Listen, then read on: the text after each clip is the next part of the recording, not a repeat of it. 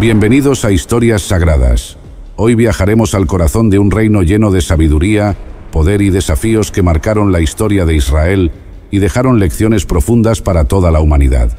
Esta es la historia de un rey que alcanzó la cúspide de la grandeza, de un hijo que dejó escapar su herencia por orgullo, y de una reina que buscó respuestas más allá de las fronteras de su tierra. Es una historia de gloria, decisiones y las consecuencias eternas que acompañan al liderazgo. Salomón, el rey que pidió sabiduría en lugar de riquezas, alcanzó una fama que resonó en todo el mundo antiguo. Su reino fue un reflejo de la bendición divina, un templo magnífico, un pueblo próspero y una sabiduría que resolvía los conflictos más difíciles. Pero incluso el rey más sabio no está exento de errores. Cuando permitió que su corazón se apartara de Dios, las grietas comenzaron a aparecer, y esas grietas serían el preludio de una gran división. Roboam, su hijo, heredó un reino glorioso, pero su incapacidad para escuchar el consejo sabio lo llevó a decisiones imprudentes que dividieron a las tribus de Israel. Su historia nos muestra cómo el orgullo y la falta de humildad pueden destruir incluso el legado más sólido, y cómo una mala elección puede afectar a generaciones enteras. En medio de esta narrativa aparece la reina de Saba, una figura intrigante que viajó desde tierras lejanas para comprobar la sabiduría de Salomón. Su encuentro con el rey no solo fue un intercambio diplomático, sino un momento en el que la sabiduría de Dios se reveló a las naciones. Su asombro ante lo que encontró nos recuerda que la verdadera sabiduría y prosperidad provienen de la conexión con el Creador. Estas historias están llenas de contrastes: sabiduría y necedad, humildad y orgullo, construcción y destrucción. Nos enseñan que la sabiduría no es solo un don, sino una responsabilidad que requiere obediencia y fidelidad a Dios. Acompáñanos a explorar este fascinante relato de grandeza, caída y búsqueda espiritual que aún hoy sigue hablándonos.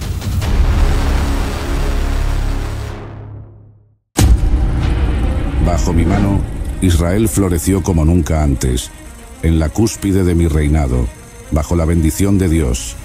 Israel alcanzó alturas de esplendor y sabiduría nunca antes vistas. El día que el templo de Jerusalén, una maravilla arquitectónica bañada en oro, abrió sus puertas, el mundo se maravilló ante nuestra gloria. Las naciones se inclinaban ante nuestra prosperidad, y mi corte era el centro de la sabiduría divina. En ese momento, frente a la majestuosidad del templo y la admiración de mi pueblo, estaba claro que no había habido, ni habría, un rey tan sabio y rico como yo. Soy el rey Salomón, y esta es mi historia. En el corazón de Jerusalén, bajo el reinado de David, el rey guerrero y poeta que capturó la ciudad de David y unió a Israel, nací yo, Salomón, hijo de David y Betsabé, cuya historia de amor y redención es tan compleja como conmovedora. La historia de cómo llegué a ser rey es bastante intensa y llena de drama familiar. Era un tiempo de incertidumbre en el reino de Israel. Mi padre, el rey David, ya en sus últimos días, se encontraba debilitado y distante de los asuntos del Estado. En este vacío de poder, mi hermano Adonías, audaz y ambicioso, vio una oportunidad para asegurarse el trono. Con el apoyo de figuras influyentes, incluidos Joab, el comandante del ejército, y Abiatar, el sacerdote, Adonías organizó un banquete en el que se proclamó rey ante sus seguidores, sin esperar la bendición de nuestro padre. Sin embargo, Adonías había subestimado un factor crucial: la promesa divina y la voluntad de David. Mi madre, Betsabé, una mujer de inteligencia y determinación, junto con Natán, el profeta de Dios, actuaron rápidamente ante esta usurpación. Natán ideó un plan. Primero, Betsabé iría a David para recordarle su juramento de que yo, Salomón, su hijo con ella, sucedería al trono. Luego, Natán entraría para confirmar las noticias de las acciones de Adonías y preguntar si David había cambiado de opinión respecto a quién debería ser el próximo rey. La estrategia de Natán y Betsabé funcionó. Al ser informado de la situación, mi padre se conmovió por la lealtad a su palabra y la necesidad de actuar conforme a la voluntad de Dios. Entonces, David tomó medidas inmediatas para asegurar mi ascenso al trono, instruyendo a Sadoc el sacerdote, a Benaías, hijo de Joiada, y al mismo Natán, para que me ungieran rey sobre Israel y Judá.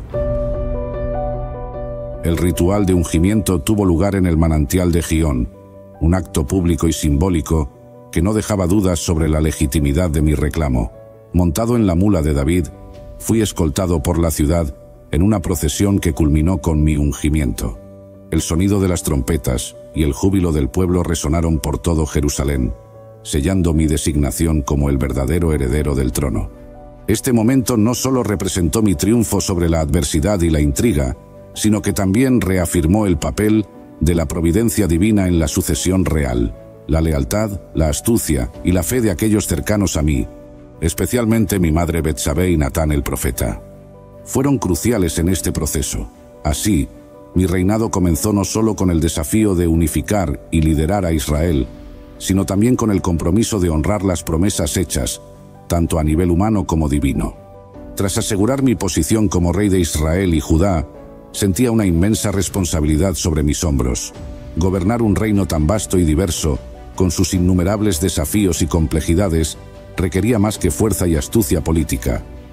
Necesitaba una guía divina, un entendimiento profundo de la justicia, la misericordia y la verdad.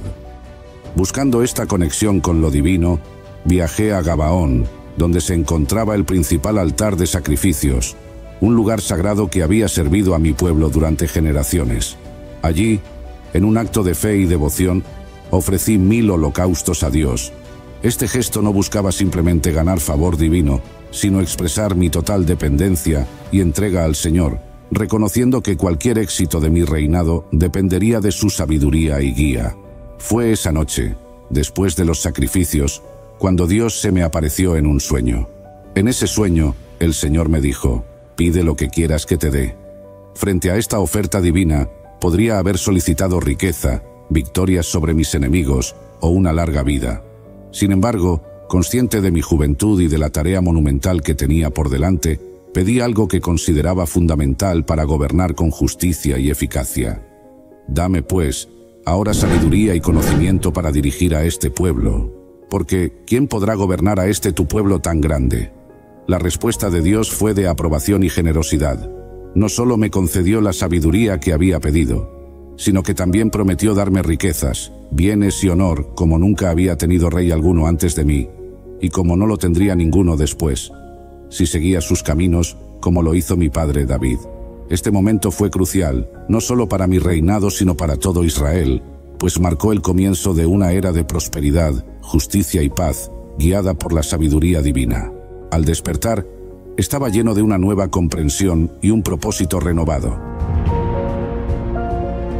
Regresé a Jerusalén, al Arca de la Alianza, donde ofrecí sacrificios y compartí un banquete con mi corte, celebrando lo que sabía que era un cambio fundamental en mi vida y en mi forma de gobernar. Desde el inicio de mi reinado, albergaba el profundo deseo de construir un templo permanente para albergar el Arca de la Alianza, símbolo de la presencia divina entre nosotros.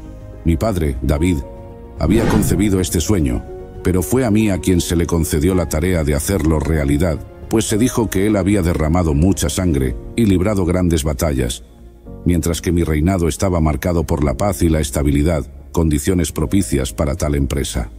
La construcción del Templo de Jerusalén no fue solo un acto de fe, sino también un monumental esfuerzo de colaboración y planificación.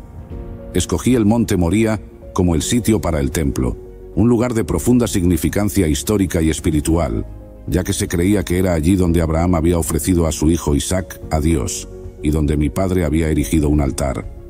Para llevar a cabo esta empresa, organicé una extensa fuerza laboral y establecí tratados con Hiram, rey de Tiro, quien me suministró cedro y ciprés del Líbano, así como trabajadores expertos en madera y piedra.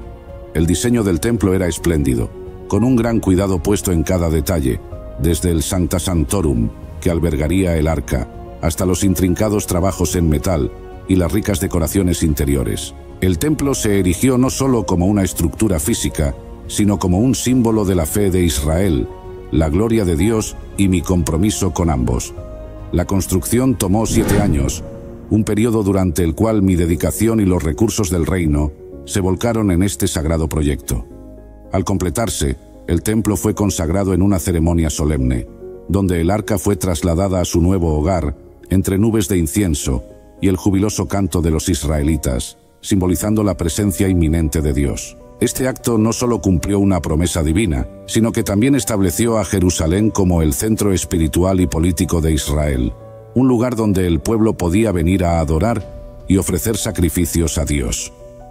El Templo de Jerusalén se convirtió en el corazón de nuestra nación, un testimonio de nuestra identidad como pueblo de Dios y de mi propio legado como un rey que buscó ante todo la cercanía con lo divino. El juicio de las dos madres es quizás uno de los episodios más emblemáticos de mi reinado, destacando no solo la sabiduría divinamente otorgada, sino también mi compromiso con la justicia y la verdad. Esta historia se ha convertido en un ejemplo atemporal de astucia judicial y comprensión humana.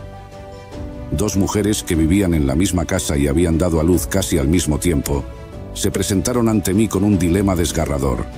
Durante la noche, uno de los bebés murió, y cada madre afirmaba que el niño sobreviviente era el suyo, acusando a la otra de haber intercambiado los bebés mientras dormían. Escuchando sus argumentos, me enfrentaba a un caso sin testigos ni evidencia clara que pudiera guiarme. Era un enigma que requería más que el conocimiento de leyes. Necesitaba una profunda comprensión de la naturaleza humana. Inspirado por la sabiduría que Dios me había concedido, propuse una solución radical. Ordené que trajeran una espada y declaré que el niño vivo sería dividido en dos, entregando una mitad a cada mujer. Mi sentencia, aunque dramática, no tenía la intención de llevarse a cabo, sino que buscaba revelar la verdad a través de la reacción de las madres. La verdadera madre, impulsada por un amor incondicional hacia su hijo, prefirió renunciar a él antes que verlo muerto, suplicando que se le entregara a la otra mujer para salvarle la vida. La otra, en cambio, aceptó mi veredicto, revelando así su falta de vínculo maternal con el niño. Inmediatamente, ordené detener la ejecución de la orden y declaré que el niño debía ser entregado a la primera mujer, la verdadera madre. Esta decisión no solo resolvió el caso, sino que también demostró la importancia de la sabiduría, la compasión y la capacidad de discernir la verdad en la administración de la justicia. Este acto de sabiduría se difundió rápidamente por todo Israel y más allá, consolidando mi reputación como un rey justo y sabio, cuyo entendimiento superaba las meras leyes escritas, alcanzando la esencia misma de la justicia divina. Bajo mi reinado, Israel alcanzó una prosperidad sin precedentes, convirtiéndose en un centro de comercio, sabiduría y cultura que atraía a personas de naciones lejanas. Esta era dorada fue, en parte, el resultado de mis esfuerzos diplomáticos, estableciendo alianzas estratégicas y fomentando relaciones comerciales que expandieron nuestra influencia y riqueza. Uno de los ejemplos más notables de estas relaciones fue mi alianza con Hiram, rey de Tiro, quien no solo proveyó los materiales y artesanos para la construcción del templo, sino que también estableció un acuerdo comercial. Juntos, lanzamos expediciones marítimas a Ofir y otros lugares lejanos, trayendo oro, plata, marfil, especias y maderas preciosas, enriqueciendo considerablemente el tesoro de Israel. Sin embargo, de todas las visitas y alianzas, la más famosa fue sin duda la de la reina de Saba. Atraída por los rumores de mi sabiduría y la grandeza de mi reino, la reina emprendió un largo viaje desde el sur para ponerme a prueba con preguntas difíciles y acertijos. Le mostré todos mis conocimientos, el esplendor de mi corte y la magnificencia del templo. Impresionada por lo que vio y oyó, la reina proclamó que ni siquiera la mitad de mi grandeza le había sido contada y me ofreció regalos ricos y exóticos, estableciendo una relación de respeto mutuo y entendimiento entre nuestros reinos. La prosperidad de Israel bajo mi gobierno permitió que dedicara recursos significativos a la adquisición de conocimientos y al estudio de diversas disciplinas, incluidas la botánica, la zoología y la astronomía. Me deleitaba en el estudio de las plantas, desde los cedros del Líbano hasta el hisopo que brota de los muros, y de los animales, aves, reptiles e insectos. Mi corte en Jerusalén se convirtió en un centro de aprendizaje e intercambio intelectual, atrayendo a sabios, científicos y filósofos de todas partes del mundo conocido. Además, mi pasión por los animales me llevó a crear jardines y parques en los alrededores de Jerusalén, donde se podían encontrar especies exóticas de plantas y animales traídos de tierras lejanas. Estos jardines no solo eran lugares de belleza y contemplación, sino también espacios de estudio y observación que contribuían a nuestro entendimiento de la naturaleza y sus ciclos. La riqueza de mi reino también se manifestó en la acumulación de tesoros materiales y en la construcción de obras majestuosas. El palacio que construí, por ejemplo, no solo era un testimonio de la arquitectura y el arte de la época, sino también un hogar para la vasta colección de artefactos, escrituras y objetos de valor incalculable que había reunido. Estos tesoros incluían oro y plata en cantidades casi inimaginables, joyas preciosas y obras de arte de gran belleza y significado. Sin embargo, a pesar de todas estas riquezas y el esplendor de mi corte, siempre entendí que el verdadero valor residía en el conocimiento y la sabiduría. Mi pasión por aprender y comprender el mundo alrededor de mí fue una constante a lo largo de mi vida. Y busqué transmitir este amor por el conocimiento a través de mis escritos y proverbios, enseñando que la observación y el estudio de la creación de Dios pueden revelar profundas verdades sobre la vida y el universo. A través de mis escritos en la Biblia, los libros de Proverbios, Eclesiastés y Cantar de los Cantares, quise cubrir todo lo que experimentamos en la vida, cómo buscamos saber más y entender el mundo, cómo pensamos sobre la vida y la muerte, y cómo vivimos el amor. Proverbios es como un libro de consejos para vivir bien. Aquí comparto ideas sobre ser una buena persona, tomar decisiones inteligentes y vivir con respeto hacia los demás y hacia Dios. Es una guía tanto para quien apenas está empezando a encontrar su camino, como para quien ya tiene experiencia y busca mantenerse en el buen camino. Eclesiastés es más profundo, donde reflexiono sobre qué significa realmente la vida. Hablo sobre cómo a veces lo que buscamos o lo que hacemos puede parecer sin sentido y cómo lo más importante es encontrar felicidad en las cosas sencillas de cada día, siempre recordando respetar y honrar a Dios. Cantar de los Cantares celebra el amor entre dos personas con poemas hermosos y emotivos. Es un libro que resalta cómo el amor es un regalo maravilloso y nos muestra la capacidad de sentir pasión y cariño profundo hacia otra persona.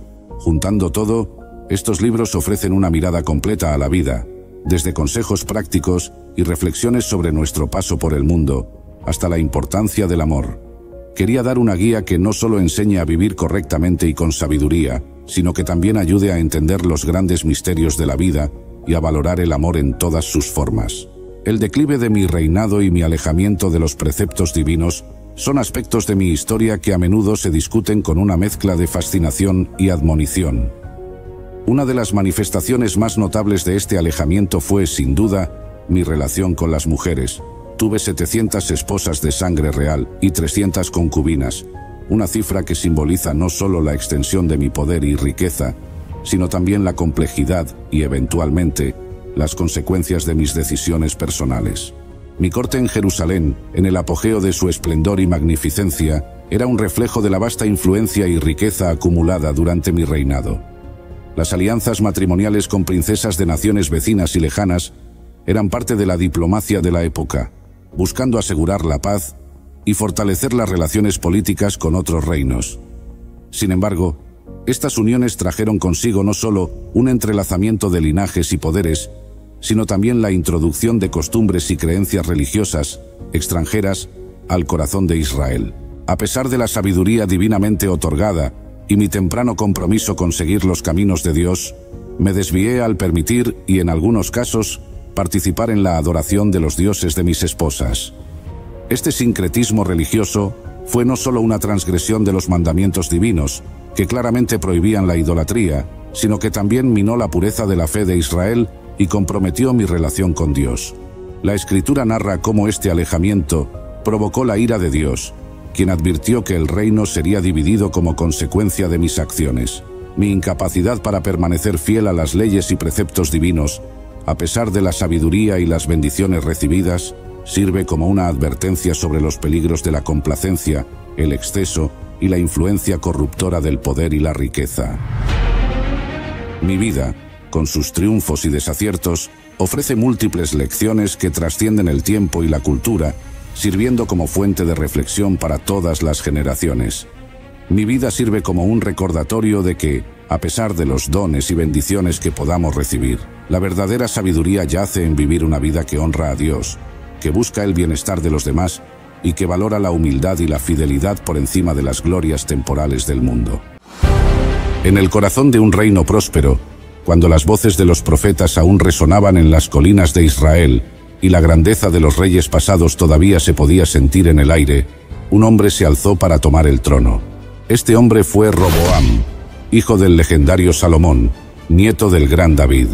Roboam tenía ante sí una responsabilidad inmensa, la de mantener unido el reino que sus ancestros habían construido con tanto esfuerzo y devoción. Sin embargo, el destino de Roboam no fue el de unificar, sino el de dividir. Pero en lugar de consolidar el poder y llevar al reino a nuevas alturas, Roboam sería recordado como el rey que dividió lo que sus ancestros habían construido. Su historia es una tragedia de arrogancia y malas decisiones, una historia de cómo un reino glorioso se partió en dos debido a la incapacidad de un líder para escuchar la voz de la sabiduría. Prepárate para adentrarte en la vida de un rey, cuya falta de humildad dejó una marca imborrable en la historia de Israel. Una historia llena de advertencias para cualquiera que alguna vez se encuentre en una posición de liderazgo. Roboam era el hijo de Salomón y nieto de David, dos de los reyes más conocidos y poderosos de Israel. Creció rodeado de riqueza y sabiduría, y en la corte de su padre se escuchaban los proverbios más profundos y los cantos más bellos. Roboam vivió en el esplendor de Jerusalén, rodeado de lujos y una educación que incluía el conocimiento de las leyes divinas, la historia de su pueblo y las tradiciones que habían guiado a Israel desde los tiempos de Moisés. Sin embargo, con toda esa sabiduría a su disposición, Roboam carecía de la capacidad de entender el verdadero propósito del liderazgo: servir al pueblo.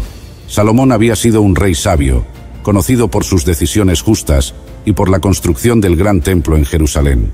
Sin embargo, también había sido un hombre que, en sus últimos años, se desvió del camino de Dios al permitir la idolatría en su reino debido a las influencias de sus muchas esposas extranjeras. Este legado de riqueza y sabiduría, pero también de idolatría y opresión, fue lo que Roboam heredó al ascender al trono. La grandeza del templo, los palacios y las ciudades fortificadas estaban presentes, pero también lo estaban los altares a dioses falsos y la carga de los altos impuestos que habían sido necesarios para construir todo aquello. Cuando Salomón murió, el pueblo de Israel estaba en una situación complicada. Los años de opulencia y grandes construcciones habían tenido un costo alto para la gente común. Salomón había impuesto altos impuestos y trabajos forzados para poder mantener su reino y sus proyectos faraónicos. Los campesinos, artesanos y trabajadores sentían el peso de la opresión y la explotación, y estaban desesperados por un cambio. Había un sentimiento creciente de descontento que, con la muerte de Salomón, se convirtió en una demanda urgente de justicia. El pueblo quería un rey que los escuchara y los liberara de las cargas impuestas por la grandeza del pasado. Cuando Roboam subió al trono, el pueblo esperaba que las cosas cambiaran, que la carga se aliviara y que el nuevo rey fuera un líder que escuchara sus necesidades y fuera compasivo. Sin embargo, Roboam estaba a punto de tomar una decisión que lo definiría para siempre. Tenía la oportunidad de aliviar el sufrimiento de su pueblo y convertirse en un rey querido y respetado, pero su orgullo y la influencia de sus compañeros lo llevaron por un camino equivocado.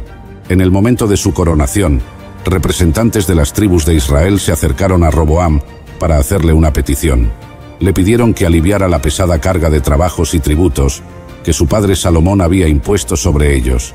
Era una solicitud justa, un ruego por alivio y compasión. Roboam, no sabiendo qué responder de inmediato, decidió consultar a los consejeros de su padre, los ancianos que habían estado al lado de Salomón durante su reinado. Estos ancianos habían visto los altibajos del reinado de Salomón y entendían la importancia de ganar el favor del pueblo.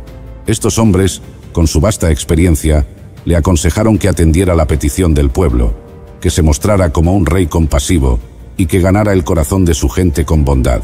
Si hoy te muestras como un siervo para este pueblo, ellos te servirán para siempre, le dijeron. Este consejo mostraba la sabiduría acumulada a lo largo de los años y la comprensión de que el poder del rey dependía de la lealtad y el amor de su pueblo. Los ancianos sabían que un líder verdadero es aquel que sirve y se preocupa por los suyos. Entendían que la grandeza de un rey no reside en su capacidad de imponer, sino en su capacidad de inspirar y guiar con justicia. Sin embargo, Roboam también buscó la opinión de los jóvenes que habían crecido con él, sus amigos y compañeros. Estos jóvenes, llenos de arrogancia e inexperiencia, le dieron un consejo muy diferente.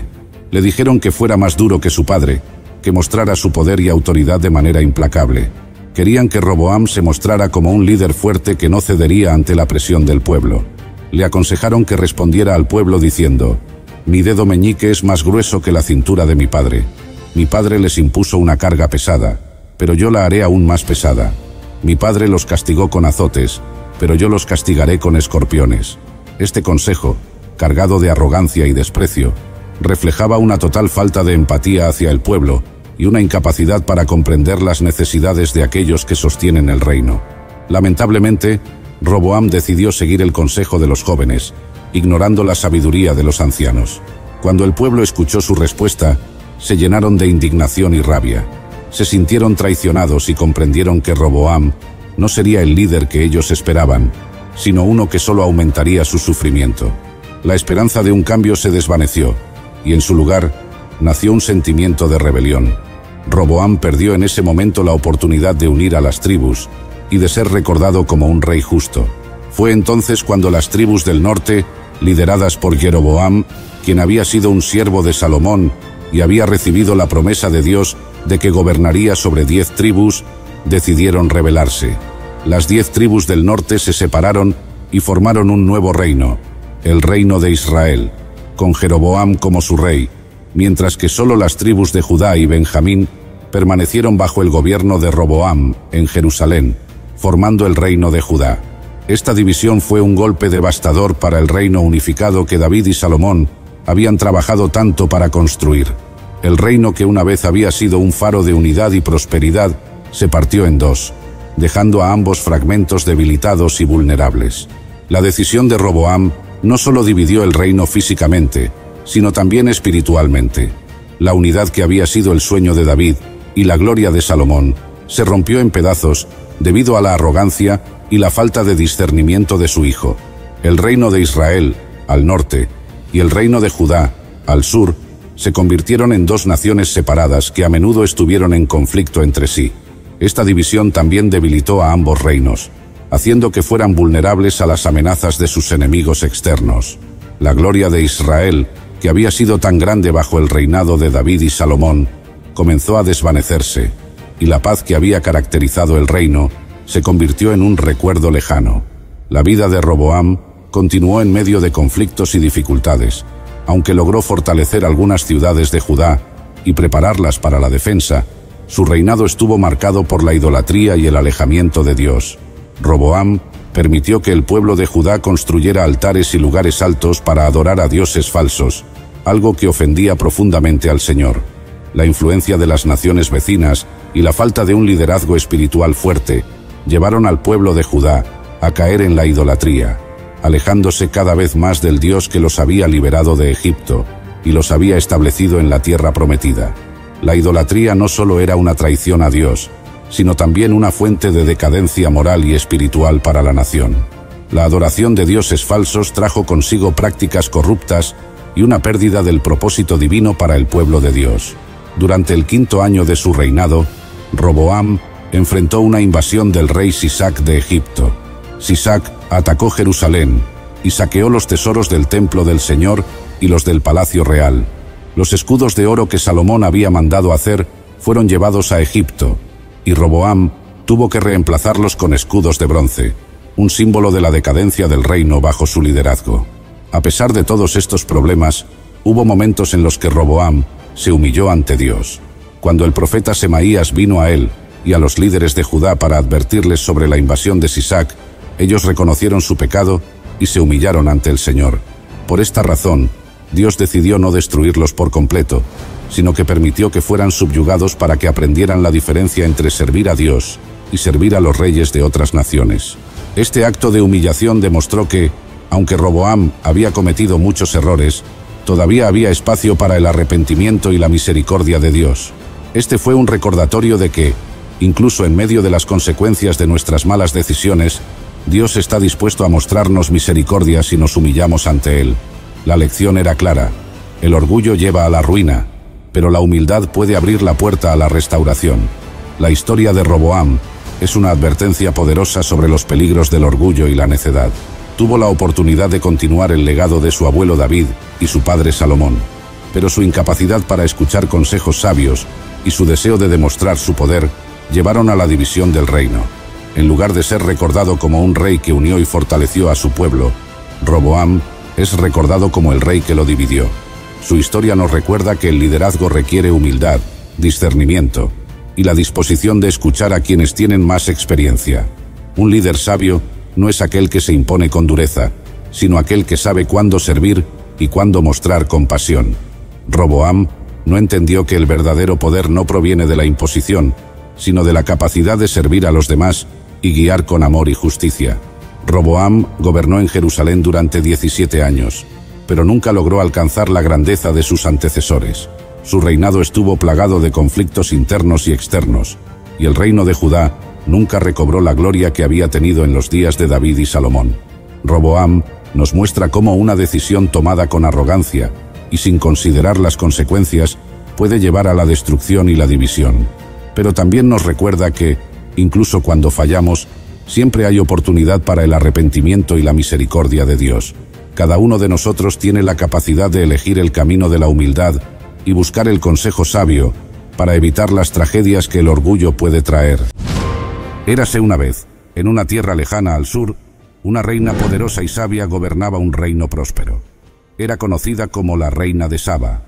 Rica en oro, especias exóticas y piedras preciosas, su reino brillaba con la opulencia del comercio y la sabiduría que ella misma poseía. Pero en su palacio, lejos de Jerusalén, había oído hablar de un rey extraordinario, famoso por su incomparable sabiduría, el rey Salomón de Israel. Los rumores que llegaban hasta ella no solo hablaban de su sabiduría, sino también de las grandes obras que realizaba y del favor que tenía de su Dios, el Señor de Israel. Intrigada y deseosa de comprobar con sus propios ojos si aquellos relatos eran ciertos, la reina de Saba decidió emprender un largo viaje hasta Jerusalén. No iba solo por curiosidad, sino con el propósito de poner a prueba a Salomón, deseosa de comprobar si aquella sabiduría, que según decían, era otorgada por Dios, realmente estaba a la altura de las historias que se contaban en los rincones más lejanos de su reino. Con su séquito real y una caravana cargada de riquezas, la reina de Saba partió hacia la tierra de Israel, preparada para desafiar al gran rey con las preguntas más difíciles que guardaba en su corazón. Y todos los días, mientras la reina de Saba viajaba hacia Jerusalén, su caravana avanzaba con impresionante esplendor. Camellos cargados de oro, especias raras y piedras preciosas encabezaban la marcha, mostrando el poder y la riqueza de su reino. Sus sirvientes y guardias, ataviados con los mejores trajes y armaduras, acompañaban a su reina, que no solo buscaba un encuentro político, sino una prueba de la sabiduría divina. Al llegar a Jerusalén, la reina fue recibida con gran honor en la corte del rey Salomón. Su entrada fue majestuosa, con la magnificencia de su séquito y las ofrendas que traía. Pero, más allá del esplendor material, lo que ella más anhelaba era una conversación profunda con el rey que había alcanzado tal fama. La reina no perdió tiempo. Inmediatamente planteó a Salomón todas las preguntas que guardaba en su corazón, interrogantes difíciles, misterios que había acumulado a lo largo de su vida, deseosa de encontrar respuestas. Salomón, con la sabiduría que Dios le había otorgado, respondió cada una de ellas con calma y precisión. No había pregunta demasiado complicada ni asunto demasiado oculto para él. La reina observaba a Salomón con creciente admiración, no solo por su inteligencia, sino por la claridad y la paz con la que hablaba. Durante este tiempo, la reina de Saba, acostumbrada a la riqueza y al poder, comenzó a comprender que había algo más grande que la simple grandeza terrenal en el reino de Salomón. Una sabiduría que parecía provenir de lo alto, de Dios mismo. Hasta que un día, después de haber planteado todas sus preguntas, la reina de Saba quedó completamente asombrada por Salomón. El rey no solo había respondido cada una de sus interrogantes con una sabiduría que superaba cualquier expectativa, sino que todo lo que veía en su reino la dejaba sin aliento. Al recorrer el palacio, la reina observó la grandeza de su estructura. la riqueza de los materiales y el esplendor de cada rincón. Los banquetes que se servían en la mesa del rey eran deslumbrantes, con alimentos abundantes y delicados preparados con sumo cuidado. Los sirvientes de Salomón, impecablemente organizados, se movían con una disciplina y armonía que no había visto en ninguna otra corte. Incluso las vestimentas de los funcionarios del rey y la disposición de sus siervos reflejaban una prosperidad y orden asombrosos. Finalmente, cuando presenció las ofrendas que se realizaban en el templo del Señor, el asombro de la reina alcanzó su máximo.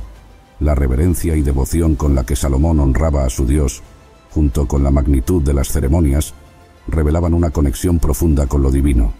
En ese momento, la reina de Saba comprendió que no se trataba solo de la riqueza o el poder terrenal de Salomón, sino de una sabiduría y bendición que venían directamente de Dios. Este encuentro transformó su visión por completo.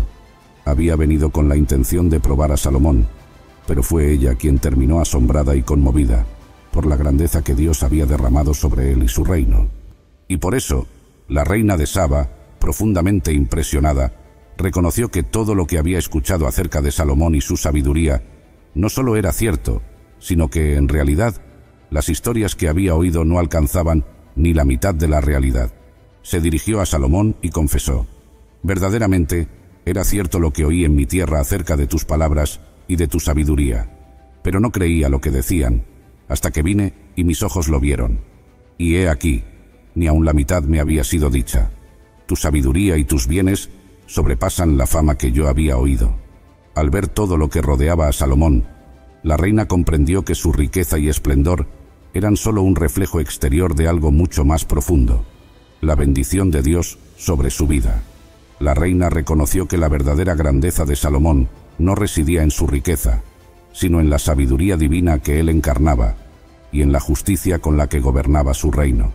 Además, añadió que aquellos que rodeaban a Salomón, sus siervos y oficiales, eran bienaventurados. «Dichosos tus hombres, dichosos estos siervos tuyos, que están siempre delante de ti y oyen tu sabiduría», dijo la reina. Reconoció que aquellos que servían a Salomón y vivían en su presencia eran afortunados, pues tenían el privilegio de ser testigos de su sabiduría día tras día. Este reconocimiento no solo ensalzaba a Salomón, sino que elevaba a Dios, quien había otorgado esa sabiduría y prosperidad a su siervo, y cuya mano guiaba a Israel en ese tiempo de paz y abundancia. Hasta que finalmente, la reina de Saba, profundamente conmovida por todo lo que había visto y escuchado, no solo elogió a Salomón, sino que alabó al Dios de Israel. En su asombro exclamó: «Bendito sea el Señor tu Dios, que se agradó de ti para ponerte en su trono como rey para el Señor tu Dios». Reconoció que no era simplemente el mérito personal de Salomón lo que lo hacía grande, sino que Dios mismo había puesto su favor sobre él. La reina reconoció que Dios amaba a Israel, y por esa razón había dado a su pueblo un rey tan sabio y justo. «Porque tu Dios ama a Israel, para afirmar perpetuamente, te ha puesto por rey sobre ellos para que hagas justicia y rectitud», dijo, viendo en Salomón un reflejo de la justicia y el amor de Dios por su pueblo. Como muestra de su admiración y respeto, la reina de Saba ofreció a Salomón regalos extraordinarios: una gran cantidad de oro, especias exóticas y piedras preciosas. Se dice que nunca antes había habido especias tan finas en Jerusalén como las que la reina de Saba trajo consigo. Estos tesoros no eran solo un gesto de generosidad, sino un reconocimiento de que el reino de Salomón y su relación con Dios eran dignos de semejante homenaje. Este momento fue el clímax de su encuentro. Una reina extranjera, poderosa y rica, reconocía públicamente la soberanía del Dios de Israel y la justicia de Salomón como su representante en la tierra. Y desde ese día, tras el intercambio de sabiduría y regalos, el rey Salomón, en un gesto de generosidad real, no solo aceptó los presentes de la reina de Saba, sino que le otorgó mucho más de lo que ella había traído. Salomón le dio todo lo que la reina deseaba y pidió, además de los presentes que él había preparado especialmente para ella. El encuentro entre ambos no fue simplemente una transacción de riquezas, sino una expresión del favor y respeto mutuo. En este intercambio, la reina de Saba no solo fue testigo de la grandeza del reino de Israel, sino que también experimentó la abundante generosidad que emanaba de un rey que gobernaba con sabiduría divina. Finalmente, la reina de Saba, satisfecha y admirada, regresó a su tierra junto con su séquito. Volvió a su reino, pero no como la misma persona que había partido. Había presenciado de primera mano la gloria y la sabiduría que Dios había derramado sobre Salomón y sobre Israel. El eco de esta visita se extendería por generaciones, y la reina llevaría consigo no solo tesoros materiales, sino una nueva comprensión del poder de Dios y la justicia en el liderazgo. Desde ese día, el nombre de Salomón y la fama de su sabiduría se esparcieron aún más, llegando a reinos lejanos, y el recuerdo del encuentro con la reina de Saba se convirtió en un símbolo de la unión entre la búsqueda de conocimiento y el reconocimiento del poder divino. La historia de la reina de Saba nos deja una enseñanza profunda sobre la verdadera fuente de sabiduría y bendición. A pesar de su riqueza, poder y conocimiento, la reina de Saba reconoció que lo que hacía a Salomón verdaderamente grande no era solo su intelecto o sus posesiones, sino la sabiduría divina que Dios le había concedido. Esta sabiduría no solo gobernaba su vida personal, sino que dirigía toda su nación en justicia y rectitud.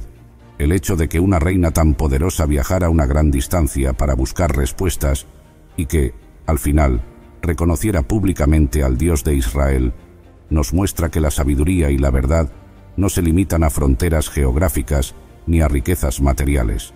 La reina de Saba, a pesar de toda su gloria terrenal, entendió que la verdadera sabiduría proviene de lo alto y que Dios es quien otorga el discernimiento para gobernar con justicia. Además, esta historia subraya la importancia de un liderazgo basado en los principios de justicia y rectitud divina. Salomón no fue bendecido solo por su propio beneficio, sino para guiar a Israel en el amor y la justicia de Dios. La reina de Saba alaba al Señor diciendo: «Bendito sea el Señor tu Dios, que se agradó de ti para ponerte en su trono como rey para el Señor tu Dios», fingiendo que el reinado de Salomón no era solo un privilegio, sino una responsabilidad hacia su pueblo.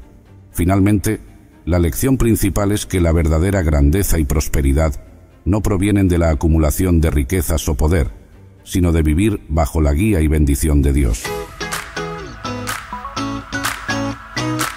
La historia de la reina de Saba y Salomón nos enseña que incluso los poderosos deben reconocer y honrar a Dios como la fuente de toda sabiduría, justicia y bendición. Si te ha inspirado la historia de la reina de Saba, una mujer que viajó grandes distancias en busca de la sabiduría divina y reconoció el poder de Dios en la vida de Salomón, no olvides suscribirte y darle me gusta. Cada suscripción es una forma de compartir estas historias de fe, sabiduría y transformación. Únete a nuestra comunidad que celebra las profundas verdades bíblicas y comparte este relato para que otros también descubran el poder de la búsqueda de la verdad y el reconocimiento de la grandeza de Dios.